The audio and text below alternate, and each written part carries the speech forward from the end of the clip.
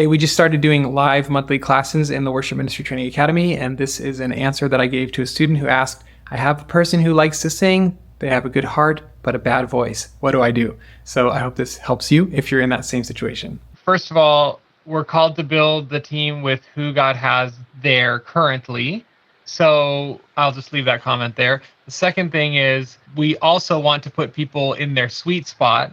I remember someone told me, well, it doesn't matter if they're not a good singer, it's about the heart. And I was like, yeah, but you wouldn't want a preacher who couldn't preach a good sermon or who couldn't speak well or who stuttered constantly. You wouldn't put a pastor on stage who can't do his craft well, because every person in the body of Christ is designed for a specific role. That's what Scripture teaches.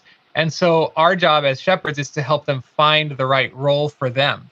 And we actually might be hindering their growth in their calling, whatever their actual calling is, by keeping them in a role that they're not designed for. So we actually should be like releasing them to go do the thing that God has actually called them to do. So with that said, I like the idea that Valerie shared about the visual part of worship. And I remember Bethel, back when they were first becoming really popular, they used to have people on stage who didn't have microphones and they just stood in the back and they just worship like that, right? And they would just worship visually and pray, and you could see them praying. And that was how they used those visually expressive people, was no microphone, but just be on stage and worship, because how you worship the Lord encourages the body. But because we only have X amount of channels on our board, I need to reserve the microphones for these singers who are actually gifted to sing better than God has gifted you to sing, etc. So you could say that or something along those lines.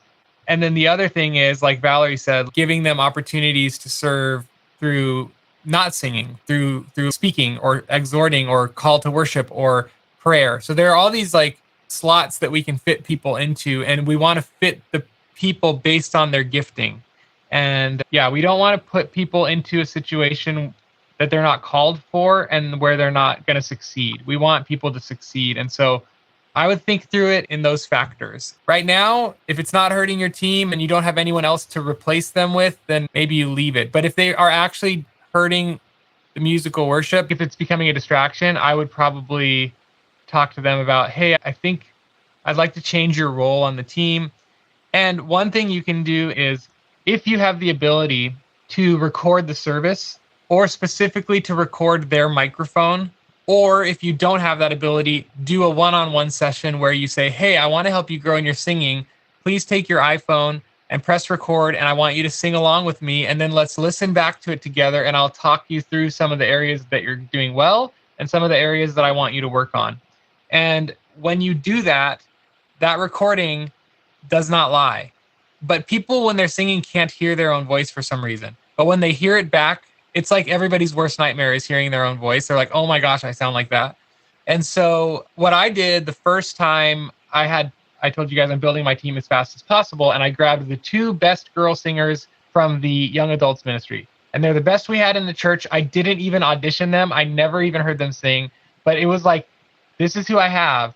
These are the best people in the church according to everybody. And so therefore, I'm going to get them involved no matter what, because God calls us to use who we have, not who we wish we had. So I'm like, well, if they're the very best in the church, I'm going to just get them involved. And so I took everybody's word for it. I didn't even audition them, and I got them on stage singing with me. And it's kind of crazy to do that. I don't recommend you do that. But I actually have a video coming out about that soon, so you guys will hear the whole story.